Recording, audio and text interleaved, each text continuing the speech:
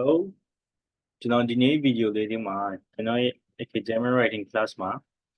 သင်ခန်းစာတွေကအရန်ကိုအရေးပါတဲ့ tip တွေတစ်ခုလောက်ကို sharing လုပ်တော့မှာဖြစ်ပါတယ်။အရန်အရေးကြီးပါတယ်တကယ်အကျိုးရှိမဲ့ဟာလေးပေါ့နော်။ Okay ခေါင်းစဉ်လေးကကြာတော့ကျွန်တော် position of the topic sentence ဆိုတဲ့ phrase ကိုအများအပြားရင်းနှီးကြတာတော့မသိဘူးဒါပေမဲ့တော့ဒီလောက်ဆိုရင်ကျောင်းသားအများစုကမရင်းနှီးဘူးပေါ့နော်တကယ်ဆိုရင် writing ကိုထုတ်တဲ့ရှင်လူဆိုရင် topic sentence ဆိုရင်ဒီခေါင်းစဉ်တွေနဲ့တော်တော်ကိုရင်းနှီးထားတင်ပါတယ်ဘာလို့ဆိုတော့ topic sentence ဆိုတာ paragraph ပဲရေး essay ပဲရေးနေရာတိုင်းမှာအဓိကလုံးဝအရေးပါတဲ့အကြောင်းအရာအနေနဲ့ပါဝင်တာမျိုးဖြစ်ပါတယ်ဘာလို့ဆို topic sentence ကိုအခြေခံပြီးတော့ပဲအကုန်လုံးကရေးရတာမို့လို့ပေါ့နော်topic sentence အရင်အရေးပါတယ် topic sentence ဆိုတာအရင်အရေးပါပါတယ် Okay ကျွန်တော်တို့ဒီ topic sentence ကိုခုနပြောခဲ့တယ်လို့လေ essay တိုင်းမှာ topic sentence ပါပါတယ် essay တိုင်း paragraph ဘိုက်တစ်ဘိုက်ချင်းစီမှာပေါ့နော် topic sentence ပါပါတယ်လို့ Okay paragraph ဒီမှာကြာကျွန်တော် essay ပိုင်းကိုတော့မတော်သေးဘူးပေါ့နော်ဒီက level 1မှာကြာတော့ paragraph ကနေမှတစ်ဆင့် level 2မှာမှ essay ကိုတော့ပေါ့နော် paragraph ကိုမပိုင်ဘဲနဲ့လေ essay ကိုလုံးဝတော့လို့မရပါဘူးလို့paragraph ရှေ့မှာလေ sentence structure ပါသေးတယ်တစ်ဆင့်ရှင်တော့ပေါ့နော်ချက်ချင်း essay ကိုသင်ချင်နေဆိုတော့မရဘူးပေါ့နော်ဒီပြောချင်တာကဒီဟာလေးကိုတစ်ဆင့်ရှင်သင်ပြီးမှ essay ဒီဟာလေး essay ကိုသင်တဲ့အတူတူပဲ essay ကိုရေးတဲ့ရှင်နေဆိုရင်ဒီဟာတွေသိချင်မှာဒီဟာတွေကိုသင်နေမှာ essay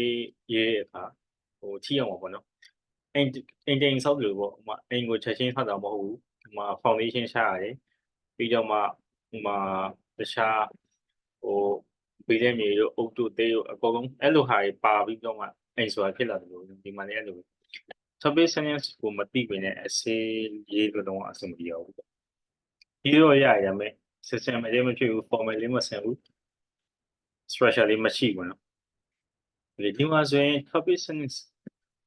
ဒီဟာလေးကိုကြည့်လိုက်ပါနော် The topic sentence is usually the first sentence in a paragraph essay မှာဆိုရင်ကျွန်တော် body ပိုင်မလား body မှာ3ခုလောက်ပါတဲ့ခါလေးပါတယ် body 3ပိုက်ရေးတဲ့ခါလေး2ပိုက်ရေးတဲ့ခါလေးတစ်ပိုက်ရေးတဲ့ခါလေးအဓိကအပြင် paragraph ဆိုတာ essay body အပိုက်လေးမှာအများဖြင့်ရေးလေးရှိပေါ့နော်အဲ့ paragraph တိုင်းမှာတဲ့ topic sentence ဟာ Okay the first sentence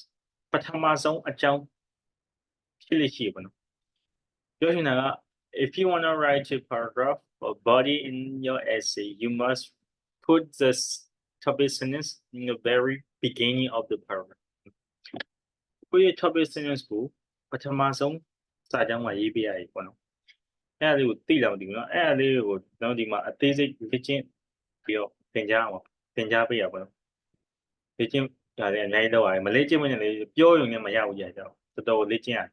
ဘာလို့ဆို topic sentence မှာလေနှစ်ပိုင်းရှိတယ်ပေါ့နော်အဲ့နှစ်ပိုင်းကလည်းအရင်အရေးကြီးအဲ့နှစ်ပိုင်းပါအောင်လေးရပြီ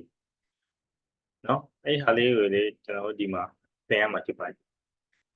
experienced writers sometimes put topic sentence at the end တချို့ဆရာကြီးတမကြီးကြားလေ topic sentence ကိုဒီနောက်ဆုံးမှာ paragraph ရဲ့နောက်ဆုံးမှာရေးလေးရှိပါသေးတယ်ဒါပေမဲ့ the best place ကောင်းဆုံးနေရာကြတော့ usually right at the beginning ပထမဆုံးစာကြောင်းမှာရေးလေးရှိကြပါတော့ topic sentence okay နောက် topic sentence ဆိုဒီဟာတွေက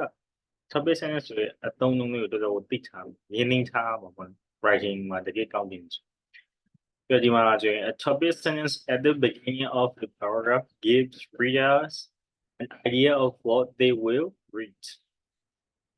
topic sentence ရဲ့တကယ် function ပေါ့နော်တကယ်လှုပ်ဆောင်ချက်ကကြတော့ကိုစာပတ်ကိုဖတ်မဲ့ readers ကို message အချင်းချင်းနဲ့ message ပေးရပါဘူး topic sentence ကိုကြည့်လိုက်တာ ਨੇ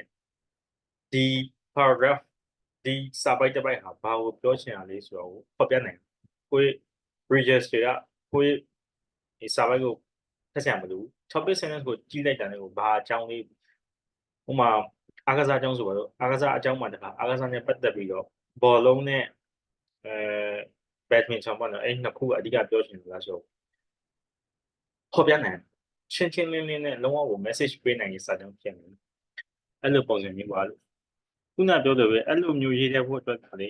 ဒီတိုင်းနားထောင်နေမရဘူးဘယ်လိုမျိုးရေးရလဲဆိုတာသေချာစနစ်ကျသင်မှရဖြစ်ပါတယ် Okay topic sentence အဓိက function ကအဲ့လိုမျိုးပေါ့နော်ပြီးတော့